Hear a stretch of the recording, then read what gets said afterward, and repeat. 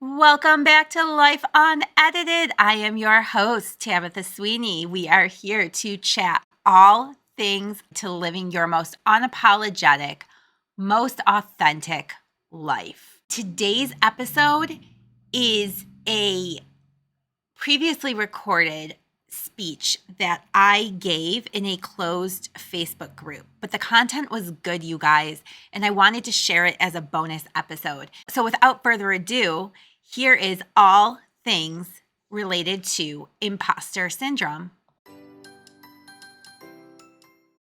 Before we jump into today's show, I want to make sure that you know registration is now open for my signature workshop, Failure to Success.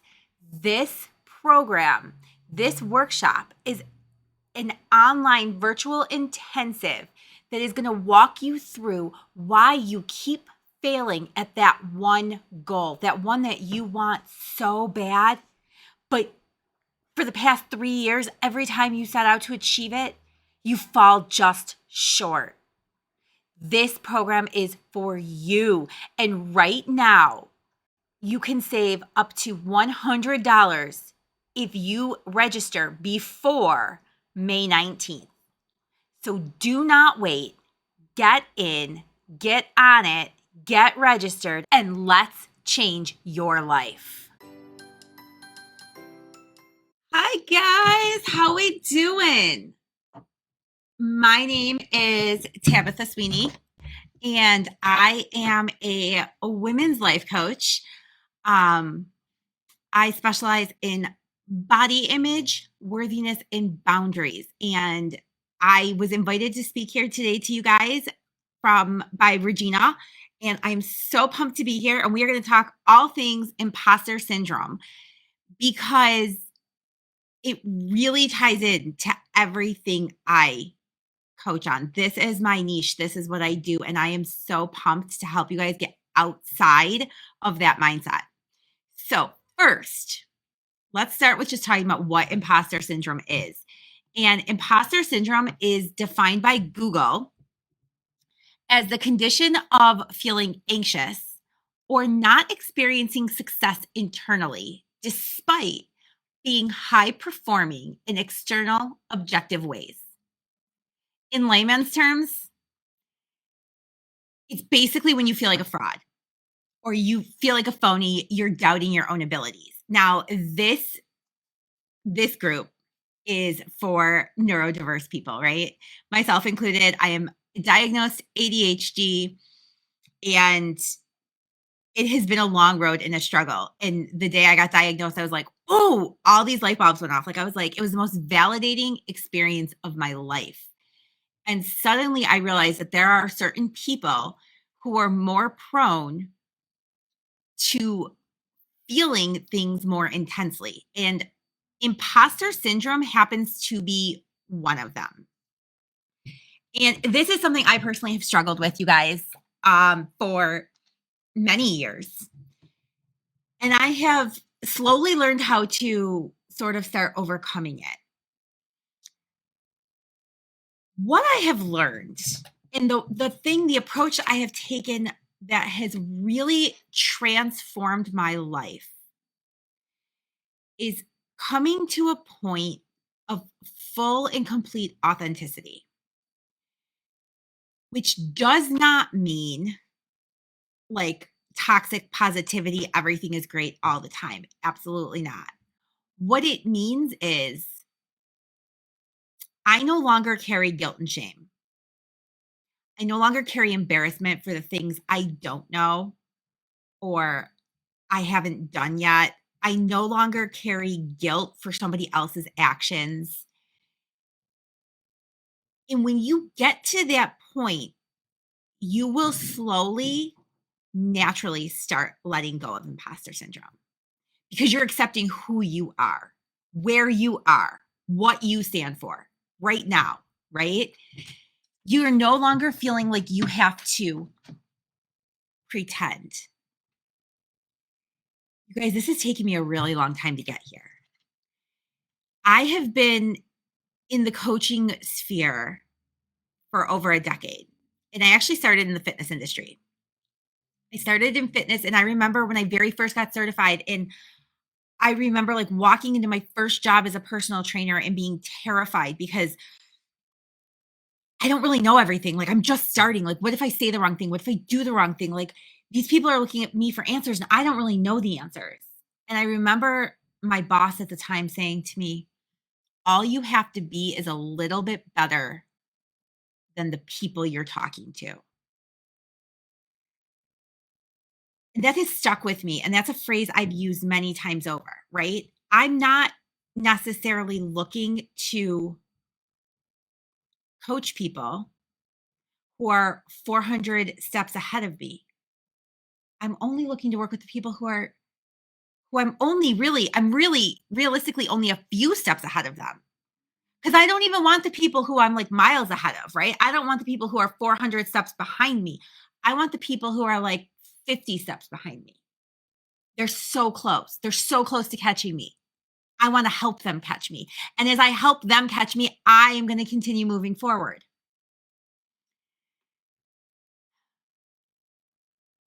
Part of imposter syndrome is this idea that we are supposed to know all, that the expert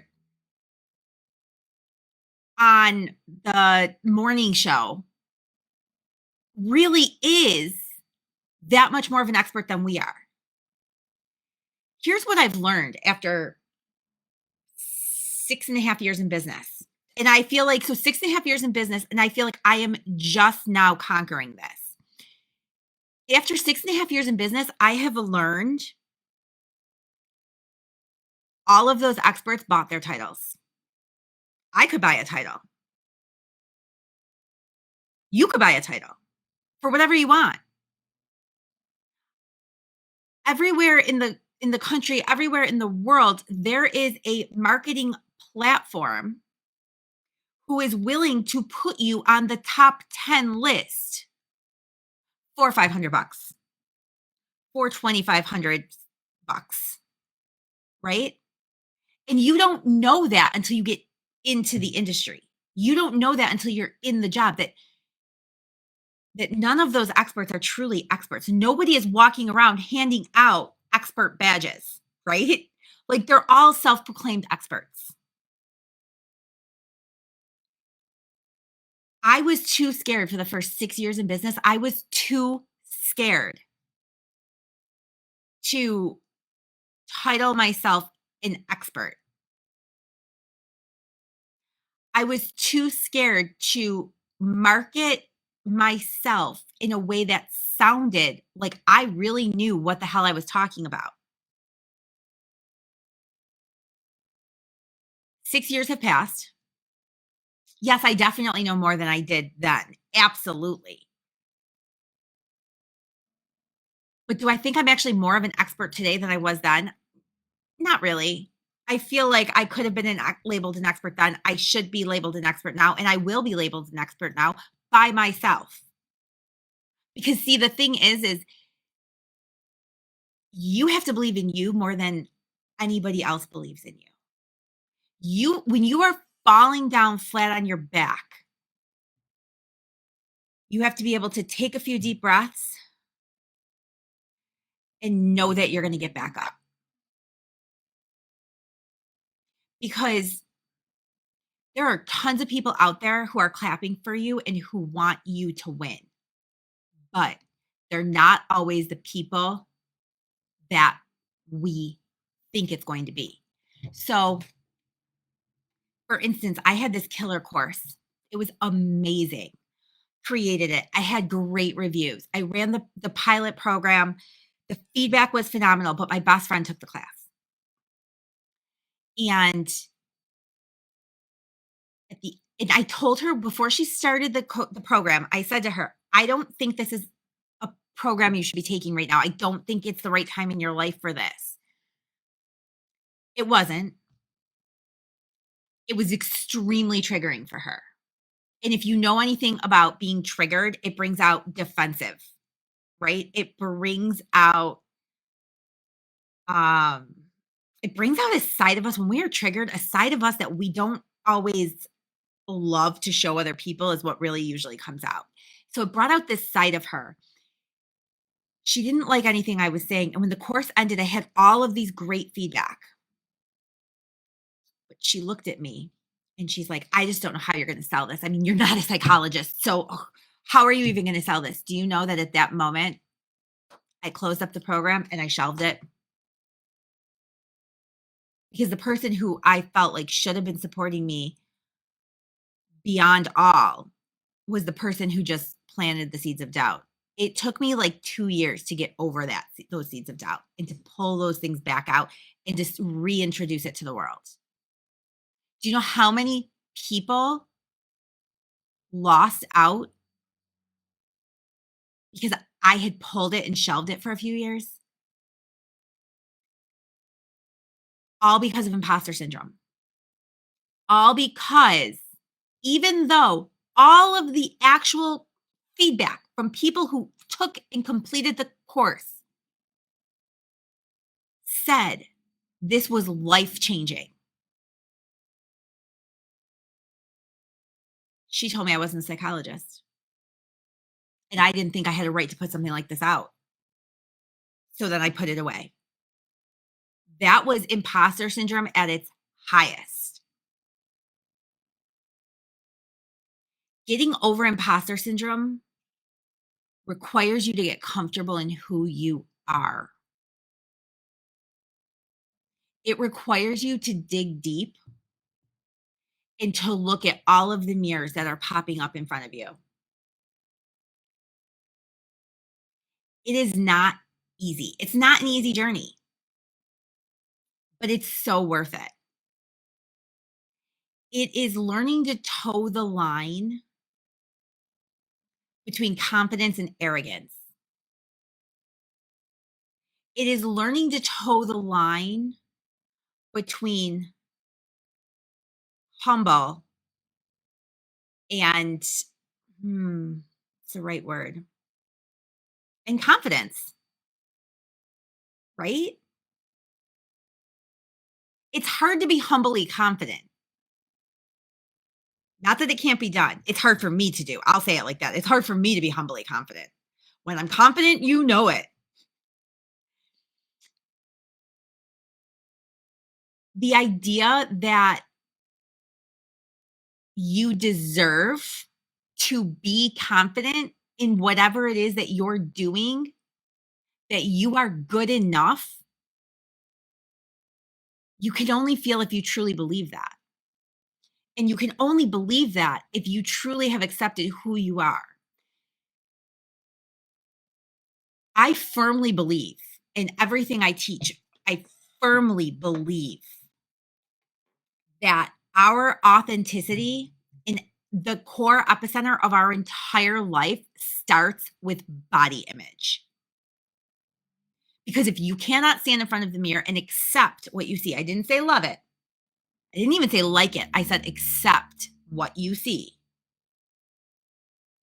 Then how are you ever going to stand up for yourself? How are you ever going to say, I am good enough for this? How are you ever going to walk into your boss's office and say, I'm sorry, but you cannot speak to me like this? This is why I firmly believe everything is at the epicenter. Body image is the epicenter of everything. Because if you don't have a positive, decent body image, you don't have worthiness. And if you don't have worthiness, you have no boundaries. And our imposter syndrome is found like sloshing in between our worthiness and our boundaries, right? If you don't feel worthy of standing in your own shoes, then how do you possibly feel worthy of standing in front of someone else in whatever manner that might be?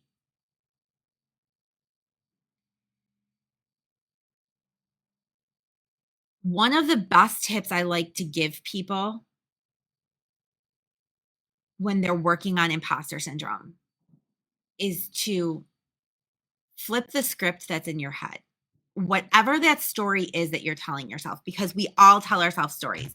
We all see the girl on the beach in the bikini with the quote unquote perfect body, and we all are like, oh, I wish I was her. But what if we flip that script? What if we thought, "Ooh, I wonder if it's hard for her to keep that body. I wonder if she enjoys the work it takes to maintain it. I wonder if she's the one who really wants it, or if she's doing it to please her husband, wife, significant other. I wonder if she just lost somebody and she hasn't been eating. What if instead of just imagining automatically that we so wish we were her, what if we acknowledge the fact that we know she also has difficulties in her life and that our lives look different? Imposter syndrome will end when you start rewriting the stories, when you start recognizing that everybody has it, everybody goes through it, and it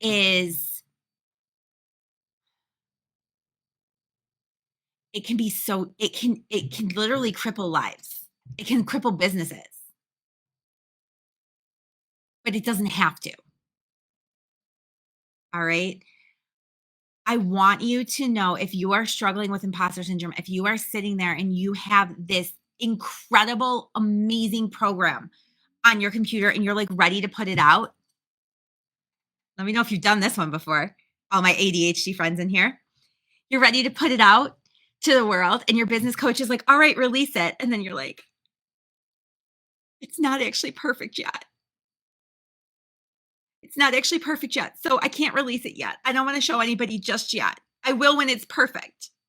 Never mind. You know what? I'm going to do this better. I'm going to do it again. And you just scrap the whole thing and you start something, a whole new project, and you never actually sell it.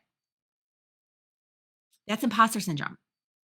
You don't think it's ready. You don't think it's good enough. You don't think you are good enough, but you are. You have to believe in yourself.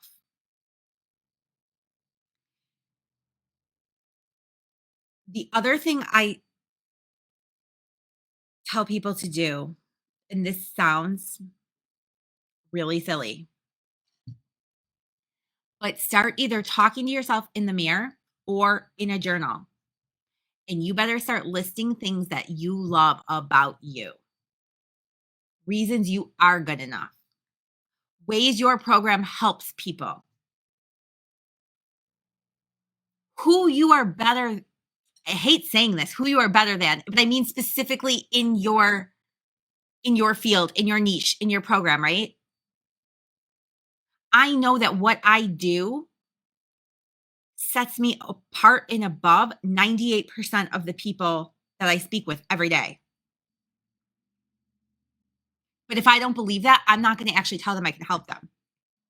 And I can help them.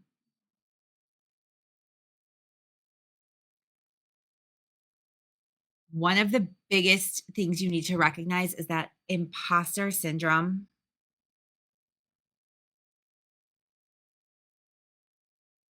exists.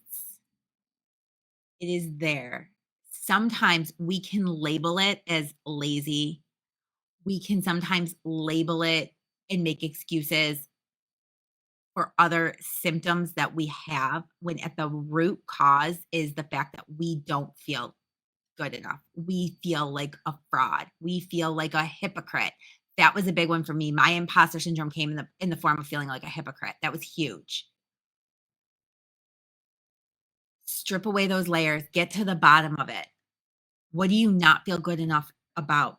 Why do you not feel good enough about it? And then focus on who